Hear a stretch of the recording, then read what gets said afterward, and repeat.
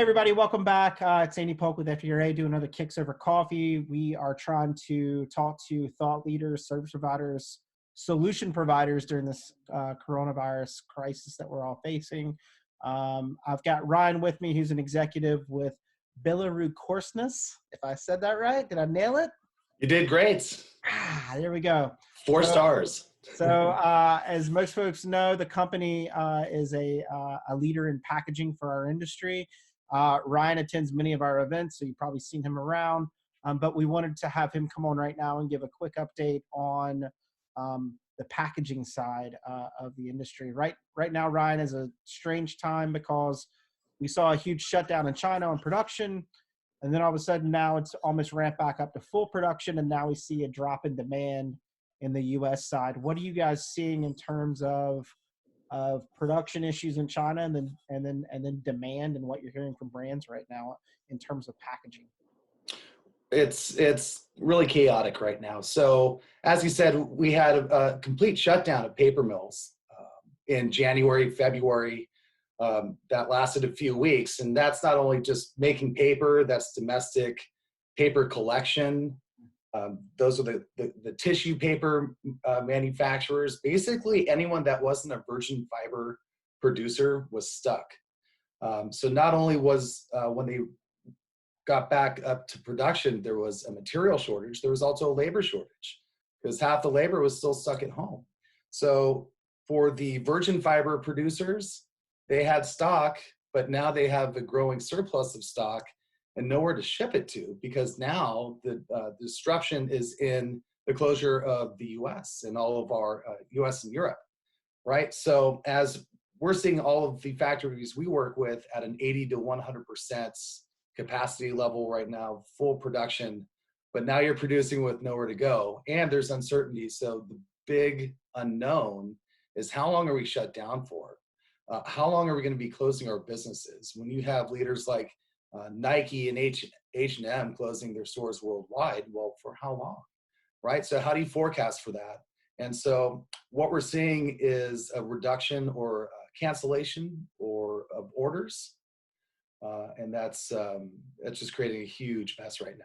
Yeah, when we finally do see the sunshine after all this, better way to say it, storm. It's a big storm. It's a big chaotic hurricane that's happened.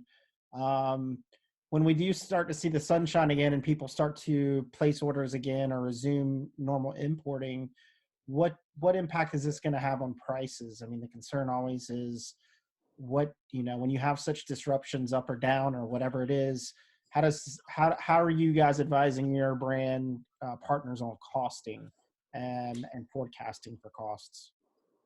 We are just being honest and forthright and saying this is unprecedented times. Be prepared for a price increase for materials. Yeah. On production, I think some companies are going to be maybe lowering price or maintaining a price just to keep production going. But when it comes to the material cost, that's going to increase. So what we've seen, very average cost is a 6 to 10% increase in paper costs. That's white top liner, that's medium, test liner, CCNB. We're looking at maybe a 20% increase in price by the time we get to the fall. So not only is it increasing now, it's going to continue to increase through the summer. And that's really what people need to understand and brace for. Okay, great. Appreciate your honesty. I mean, this is why we have partners, right? We're not trying to sell anybody. We're trying to solve the solutions, and people need to know ahead of time so they can plan accurately for their costs. Exactly. It's not a time to go hide from the awful truth. We just need to share and really kind of take the challenge on together. And doing so, I think one of the things that I've enjoyed seeing through this crisis as it's played out is the level of humanity that's kind of arisen, where people really come together to find solutions that help everyone. Yeah. I was just reading about the garment industry's impact on Bangladesh. Mm-hmm. It looks really cutthroat out there. I believe there's over $100 million in orders that have been rescinded. Mm. That's going to be a massive impact to that country. The BGMEA, which is the Bangladesh Garment Manufacturers Export Association, is trying to step in and help mitigate the losses that their country is about to take. But that's a situation where it's kind of everyone for themselves. Right. I don't know if that's really the direction we want to follow. So. No, we do not. Right now, we've got a lot of folks at home, a lot of offices closed in the U.S. I know you're on house arrest for not for legal issues, but California's locked everybody down. You know, in these times, we constantly are telling people this is the perfect time to stop and think through business processes, product issues. We're gonna not just are we having to interact in our daily lives differently, we're gonna have to do business differently. And you know, on the framework of sustainability, which is a key issue right now in the industry, I think one of the lowest hanging fruits, obviously, is packaging. How we, you know, I think packaging and you guys have been the leader in helping with recycled content for packaging. So basically, all the stuff that you guys are using is recycled, and there's a story to be told around that. But the real push that I've seen you guys start to make is how you change your packaging to be more efficient in terms of space reduction, how it's stacked in cargo containers or freight, however you're using it, how you reduce how you reduce your space so you can get more into cargo containers and you can increase your efficiencies that way. So maybe talk a little bit about conversations you're having with people about their packaging right now, how they need to transform it a little bit, update it a little bit. Some people are going away from pulp and they're going into like little baggies or something like that. I don't know. What's your conversations right now as you're trying to help people prepared as they emerge from this? The conversation of optimizing and eliminating waste out of footwear cartons has been ongoing for at least 10 years plus. I think the comfortability of days past, that kind of fell in 10th or 15th on your daily to-do list from a brand's perspective. It was a nice to have. I think moments like these where there's uncertainty and then a very long effect on our industry and on our bottom line, this is the time where you say, oh, I really need to pay attention or find an avenue to find costs and effectiveness. And not only that, but to express to our customers, to the buying public, that we are a brand that takes sustainability seriously. And these are some of the efforts that we've done to make advancements in that area. Yeah, I think you're right. Because at this point, when we all have a little bit of space and time, if there is no demand crunch happening right now yet, now's the time to do the list where it's all the above. We don't have the Yeah, options of picking and choosing anymore where we want to reduce cost or efficiencies. It's all the above, right? And packaging is a key area in that as well to create those efficiencies. So yeah. absolutely. And as we talked previously at previous conferences about folks migrating into other areas of Southeast Asia, one of the things to take into account is a lot of that paper in those regions come from China.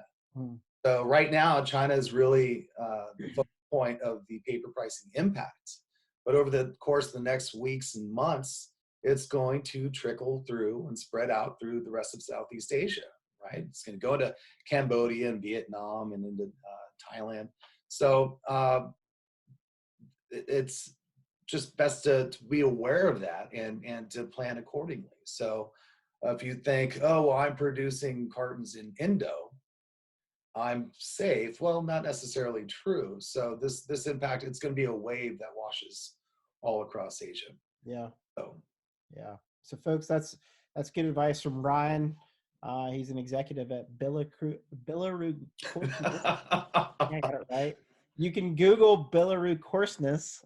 You probably Google it better than I can say it, and find out more about them and their packaging. If you don't have a partner like Ryan who's thoughtful and honest and trying to find solutions for you at this time, my suggestion is you reach out to these guys and start working with someone who's serious. I know there's a lot of folks who use agents or they rely on their factories, but at this day and age when costs are increasing and it's an all the above checklist, you should start to look at deepening relationships with specialty partners like Billerudkorsnas. I think I nailed it that time. yeah, Stuck the Right. landing. Yeah. Ryan, before I let you go, this is Kicks Over Coffee. And I always ask about coffee. I'm a coffee snob. I'll drink several cups in the morning and a cup in the afternoon, and sometimes an espresso here and there if I'm feeling a little finicky. But you know what? Are you a coffee fiend? Do you enjoy coffee? What's your daily routine? Being in the Northwest, it's hard not to be a coffee fiend. We're so blessed with, these awesome little mom and pop coffee shops, on just about every corner. Unfortunately, those are all closed. So I'm just drinking regular Pete's Not coffee, but out of my, I'm a local SoCal kid. So I've got my right. In-N-Out mug and, I'm in my comfy place. Awesome. I too drink Pete's coffee. That's our go-to coffee. I've also gotten coffee from, I think it's Puerto Rican Imports in New York. So if I'm in New York, they have a couple of locations. I go down there and grab some beans. But I think if you order over $50, it's free. But they have these really cool kind of mixed beans. And it reminds me of like the old record stores or Sam Goodies where you would go in and there'd be a staff pick, right? So they have staff. They have Yeah, staff right. at this coffee store that have their blends that they did themselves, and you can kind of change it around. So that's a pretty cool option. Just plug in your headphones and drink your. I wish. I wish I could do a music and coffee segment any day of the week. Only 90s music though. Please, let's be honest. 90s is the best. So Ryan, thanks so much for joining us on this Kicks Over Coffee. And again, if you wanna learn more about packaging solutions, you can LinkedIn Ryan. You can LinkedIn me. You can just shoot us an email at fdr.org, and I can connect you with Ryan. But again, I can't urge you enough to start thinking more specifically about your partners and your product and your packaging in this day and age. It's an all the above solution checklist while we have the time. But again, thank you for joining us, Ryan. Thanks for being on. And until next time, please keep wearing kicks and keep drinking coffee.